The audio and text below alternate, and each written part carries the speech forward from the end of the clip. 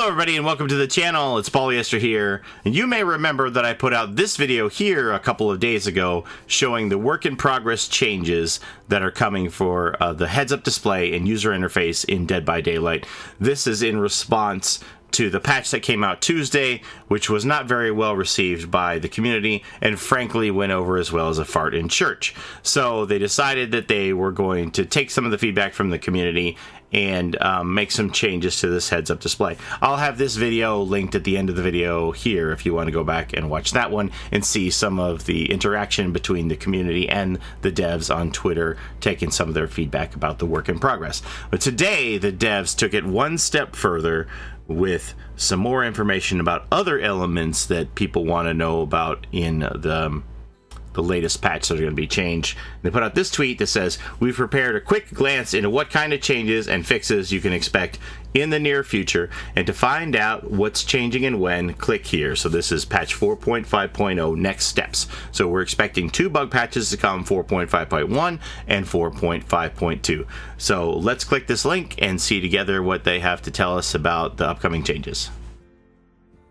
Okay, clicking the link takes you to the official Dead by Daylight forums, where we're greeted with this header on every page, I believe, that says, "We've heard you loud and clear. Our team is working to find some solutions to the feedback on the latest update. We're focusing on fixing bugs, issues with hitboxes, and we're reviewing some elements of the changes in the heads-up display, user interface, and survivor movements." And we are greeted with this article written by Peanuts here in News 4.5.0 Next Steps. So what are the next steps? So let's see here. Following the 4.5.0 update, we have been closely monitoring feedback on a few different key changes. Key changes are change of keys? Oh, no, I get it. Changes that are key, not changes to keys. I got you. All right, I'm on the same page. Already, we have begun making changes, and we would like to address as many as we can in one go. The heads-up display update. Okay, this is the same picture that they shared with us before. Above is a work in progress preview of the changes we'll be making to the HUD for the 4.5.2 update. Please note that this image is not final and could be subject to further tweaks and polish. To summarize some of the most notable changes we have: moved the survivor statuses from the top left to the lower left, lowered the hook counter, moved the generator counter and objectives to the lower left, removed text from objectives, added a separate scaling option for skill checks, and increased the size of the bleed out and hook progress bars. Hey, that's new. That wasn't in the last video, the bleed out and hook progress bars. So they've even added to what they told us a few days ago, which is good. We hope this addresses some of the concerns over the heads-up display being too spread out, as well as skill checks being difficult to see on lower scaling settings. The changes listed above are planned to appear in the 4.5.2 update. Remember, we don't even have 4.5.1 yet, which may come out tomorrow. Not sure. We're also working on more changes to the HUD, which will appear in later updates, such as changing status effects to avoid red on red. That was something that was brought up in the discussion in the other video about it's hard to see the red on red for the exhaustion status. Increasing the visibility of killer powers, for example, reverse bear trap timers, Doctor's Madness, etc., and increasing the visibility of text on high resolutions. Alright, so that covers the heads-up display proposed in progress changes. Survivor locomotion. So let's get into this. We are reviewing feedback for the new survivor animations. While the movement itself hasn't changed, new animations and transitions can make your character feel different to control. We want this transition to be as smooth as possible, so we're looking into the following: removing camera position changes, fixing some animation bugs, and reviewing turning animation to better reflect old animations. We're tentatively planning to address some of these issues starting alongside with the next chapter. So that means not till chapter 19. We're looking at another 6 weeks down the road for this stuff. Please note that this is by no means a comprehensive list, and we are still actively discussing feedback, including possible causes for motion sickness. I thought the motion sickness was related to the heads-up display, like having to look all over the screen. Not sure if people are getting motion sick from survivor animations. Y'all will have to let me know about that. There is the one issue where when you get hooked by the killer survivor, the camera pans down, it dips. That's kind of weird, but I don't know that that would give you motion sickness by itself. So people feel slower with these new running animations as Survivor. They feel like they have gotten slower. I don't think you've actually gotten slower. I believe that it is just... it looks like you're slower because of the changes. Now, I will say that the doubling back and the looping back and forth, sometimes it looks like the Survivor is tripping over their feet, and it's a little janky. When I have played Killers sometimes, I don't know what Survivors are doing, but at points it looks to me like they should be running and they're just standing still and upright, and it's really weird. I don't know. I'm like, did you give up? And I just think that like it isn't working properly. It seems like they're tripping over their feet and basically standing still. So I'm glad they're looking into this. Next thing on the list is hit registration. Many of you have reported strange hits after the 4.5.0 update, and you are not alone, and this is a high priority issue, and our team has identified a potential cause. We're aiming to have the fix ready for the 4.5.2 update. Hopefully that's going to be in 2 weeks. Not sure what the timeline is for this bug fix rollout. In my head, I think that 4.5.1 is coming Tuesday, tomorrow, and then 4.5.2 the week after. But that's just the timeline I made up in my head. Who knows what the actual timeline is? Let's see here. We have also investigated an issue which could cause killers to be teleported to the wrong side of the pallet. This issue will be fixed in 4.5.2 update as well. Yes, that happened to me like 4 times in one day, where I threw down the pallet, I got hit through the pallet, and then the killer teleported to my side of the pallet, which was terrifying, and I had to vault back over the pallet to the other side just to not go down. So that was terrifying. Looking forward to that being fixed. So what my feeling is about this hit registration is that it's a complete desync, and what you're seeing on your game isn't what the servers are seeing. And I have experienced this from both sides as Survivor and Killer. So while my game is showing me that I'm a football field away from the killer and they swing and I get hit, the game is interpreting the distance between the Survivor and the killer as much closer and is registering that as a hit.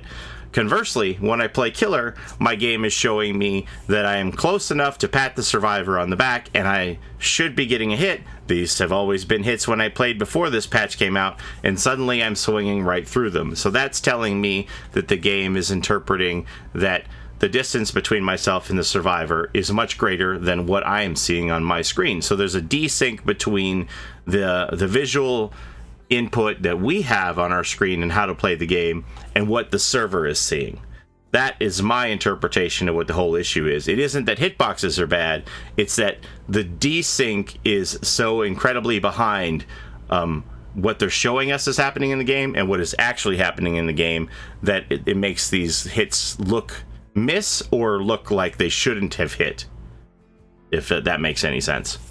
Alright, so now here we go. For Miscellaneous, we have, finally, there are a few frequently reported issues that we'd like to cover before we sign off. Losing pips in custom games, fixed in 4.5.1. Yes, you were able to either rank up or rank down in custom matches, which custom matches should never affect your rank. Missing collision on a structure in the Asylum map, fixed in 4.5.1. So the greenhouse area, you were able to just walk through the walls on that. When I found that out on day 1 when I was testing, hey, what over here is a vault? Is this a vault? Well, you could just walk through everything. So that was broken, and is probably one of the leading contributors to why the Asylum maps are currently turned off. Impassable areas in some maps. This is probably referring to the bus on Azarov's maps, where the killer was unable to walk through the bus if you had the configuration where the pallet was inside of the bus. The killer just couldn't go in there, and survivors were able to exploit that, which is also why that map was temporarily turned off, so that people aren't being exploited in that. Losing pips even though you appear to have safety pipped. Fixed in bug fix patch 4.5.2. This was a visual bug where the game would incorrectly show you a higher quality emblem than you actually earned. Okay, so this means that they were showing you got a better emblem than you did, which made you believe that you should have pipped, but you didn't. That doesn't matter to me at all, personally. And I don't think it should to you, but, you know, you make up your own mind. But my belief is, unless you're going for the rank 1 achievement in the game, you really shouldn't consider... You shouldn't be worried about whether you're ranking up or ranking down at all. Matchmaking has always been a rainbow of ranks. It doesn't seem to matter what rank you are for matchmaking. They are revamping the whole matchmaking system coming up. And they're also going to revamp the ranking system, in which the ranking is simply going to be used for rewards, where at the end of every season you'll be reset to rank 20 as killer and survivor, and it will be up to you to climb the ladder up to rank 1 or as close as you can get in both of those roles in order to get monthly rank reward bonuses. For example, if you can reach rank 1 on both killer and survivor every month, you will get 250,000 blood points for each role, 500,000 blood points total. If you will get a lesser amount depending on how close you get to rank 1 every month. So until that comes in, to me, rank doesn't really matter. So I don't really care if I'm pipping or not at this point. There isn't really any benefit to it for me. So, but it's good that they fixed it. Misleading collision on the rubble piles surrounding the asylum fixed in 4.5.2.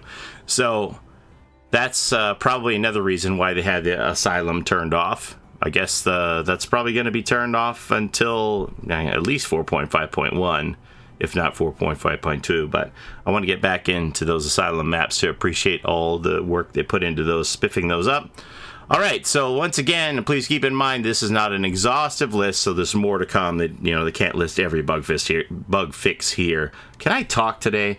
They can't list every bug fix here, so there'll be much more to come in both of these patches. We'll include a full list of the bug fixes alongside the respective updates. We'd like to thank everyone who took the time to give constructive feedback and report issues from the 4.5.0 update.